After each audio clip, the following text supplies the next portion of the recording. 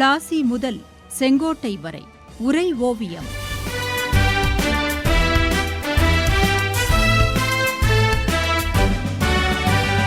சும்மாவா வந்தது சுதந்திரம் என்பது, சும்மாவா வந்தது.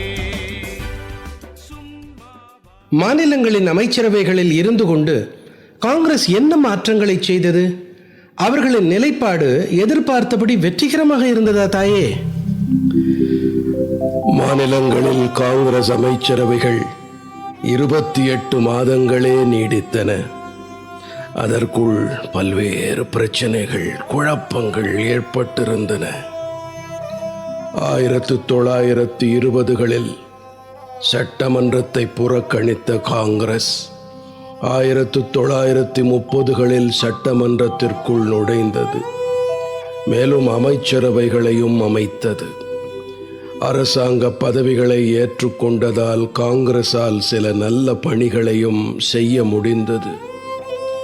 கல்வி, கிராம கைத்தொழில், உள்ளாட்சி நிர்வாகம், மதுவிலக்கு, கடன் நிவாரணம், தீண்டாமை ஒழிப்பு, அரசியல் கைதிகள் விடுதலை, அரசால் பறிக்கப்பட்ட சொத்துக்களை திருப்பிக் கொடுத்தல், அரசியல் தொண்டர்களின் நடமாட்ட கட்டுப்பாடு நீக்கம், பத்திரிகை சுதந்திரம், அரசியல் அமைப்புகளுக்கு விதிக்கப்பட்டிருந்த தடை நீக்கம் போன்ற பல நடவடிக்கைகள் காங்கிரஸ் அமைச்சரவையில் மேற்கொள்ளப்பட்டன.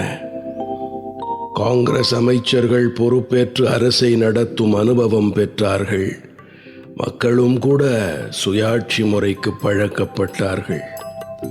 அதனால் அவர்களுக்கு முழு சுதந்திரம் வேண்டும் என்ற விருப்பம் அதிகரித்தது. இருந்தாலும் காங்கிரஸ் ஆட்சி காலத்தில் நாட்டின் விடுதலை போராட்டம் பின்னுக்கு தள்ளப்பட்டது. இந்த நேரத்தில்தான் இரண்டாவது உலகப் போரும் தொடங்கியது.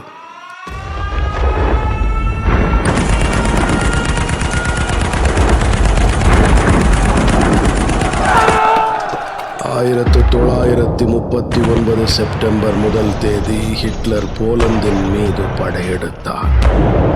அதை ஒட்டி இரண்டாவது உலகப் போர் தொடங்கியது. 2 நாட்களுக்கு பிறகு இங்கிலாந்து ஜெர்மனியின் மீது போர் தொடுத்தது. அப்போது வைஸ்ராய் லின்லித்கோ இந்திய தலைவர்களை கலந்து ஆலோசிக்காமலேயே இந்தியாவும் போரில் ஈடுபட்டுள்ளதாக அறிவித்தான். இதனால் அதிர்ச்சி அடைந்தது காங்கிரஸ். வைஸ்ராயின் ஒருதலை பட்சமான அறிவிப்பை வன்மையாக கண்டித்த காங்கிரஸ் செயற்குழு பிரிட்டன் போரில் ஈடுபட்டதற்கான நோக்கங்களையும் தெளிவுபடுத்த வேண்டும் என்று கோரியது. இல்லாவிட்டால் இந்தியர்கள் எவரும் பிரிட்டனின் போர் முயற்சிகளுக்கு ஒத்துழைக்க மாட்டார்கள் என்று செயற்குழு அறிவித்தது. செயற்குழுவின் தீர்மானத்தை வார்தாவில் கூடிய அகில இந்திய காங்கிரஸ் கமிட்டியும் உறுதி செய்தது. வைஸ்ராய் பல்வேறு அரசியல் அமைப்புகளைச் சேர்ந்த 52 பிரதிநிதிகளை கலந்து ஆலோசித்த பிறகு ஒரு வெள்ளை அறிக்கையை வெளியிட்டான். அதன்படி இந்தியா பிற டொமினியன்களுக்கு இடையே உரிய இடத்தை பெறுவதற்கு ஏற்ப பிரிட்டிஷ் பேரரசுக்குள் பிரிட்டனுக்கும் இந்தியாவுக்கும் இடையேயான பிணைப்பை பலப்படுத்துவதே அரசின் கொள்கை. போர் முடிந்த பிறகு இந்தியாவின் அரசியல் அமைப்பு முறையை முழுமையாக பிரிட்டிஷ் அரசாங்கம் மறுபரிசீலனை செய்யும். உடனடியாக இந்தியாவுக்கு அதிக அளவுக்கு அதிகார மாற்றம் செய்வதென்பது இயலாது. அனைத்து அரசியல் அமைப்புகள் வழங்கும் ஆலோசனைகளுக்கும் உதவிகளுக்கும் உரிய மதிப்பளிக்கப்படும். போர்க்காலத்தில் வைஸ்ராய்க்கு உதவியாக இருக்க ஓர் ஆலோசனை குழு நியமிக்கப்படும். வைஸ்ராயின் வெள்ளை அறிக்கை அறிவிப்பு காங்கிரசுக்கு திருப்தி அளிக்கவில்லை. இந்த அறிவிப்பு காங்கிரசாருக்கு மிகுந்த ஏமாற்றத்தை கொடுத்தது. எனவே போர் முயற்சியில் காங்கிரஸ் கலந்து கொள்வதில்லை என்று தீர்மானித்தது. இதையடுத்து அனைத்து காங்கிரஸ் அமைச்சர்களும் அக்டோபர் மாத இறுதிக்குள் பதவி விலகினார்கள். உடனடியாக காங்கிரஸ் ஆட்சி செய்த மாநிலங்களில் எல்லாம் கவர்னரின் ஆலோசகர் அரசு, அட்வைசர்ஸ் ரெஜிம் ஏற்படுத்தப்பட்டது. அங்கெல்லாம் கவர்னரின் அடக்குமுறை ஆட்சி தங்குதடையின்றி செயல்படத் தொடங்கியது. போர் விஷயத்தில் அரசுக்கு இனி காங்கிரசின் தயவு தேவையில்லை என்றானது. காங்கிரஸ் அரசாங்க தொடர்பை இழந்தது. காங்கிரசின் இழப்பு முஸ்லிம் லீகுக்கு லாபம் அல்லவா?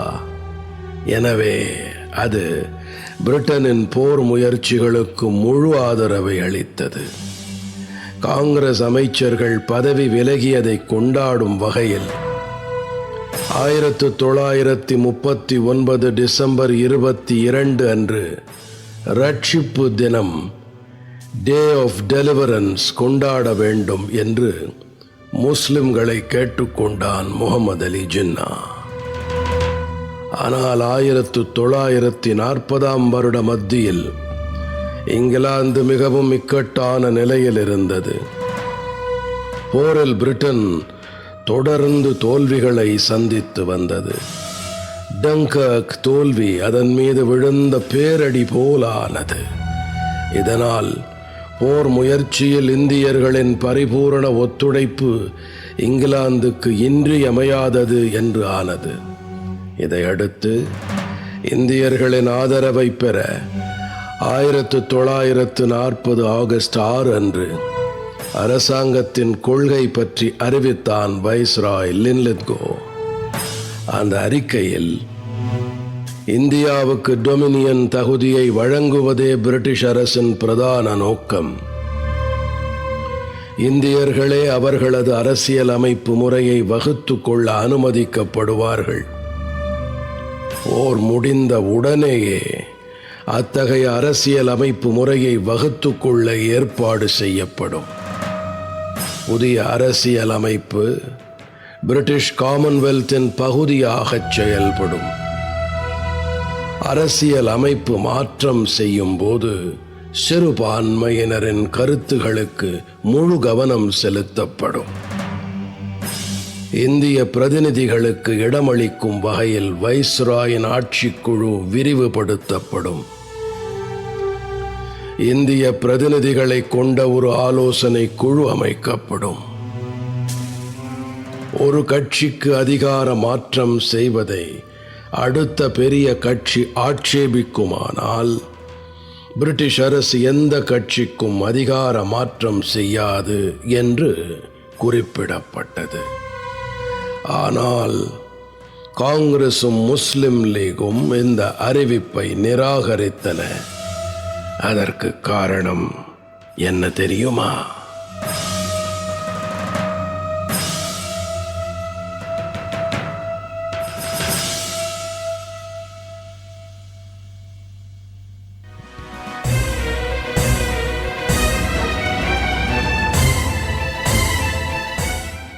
பிளாசி முதல் செங்கோட்டை வரை உரை ஓவியம் கேட்டீர்கள். போரிலே இறங்கிவிட்டால் இன்னல் சூழும் தெரியும். பெற்ற தாய் பசித்திருப்பாள், பிள்ளைக்கது புரியும். அன்னையர்க்கு அன்னையார பாரதியின் துயர் துடைக்க அன்னை தானை அழித்துக் கொண்டோர் எத்தனையோ எத்தனை. சும்மாவா வந்தது சுதந்திரம் என்பது?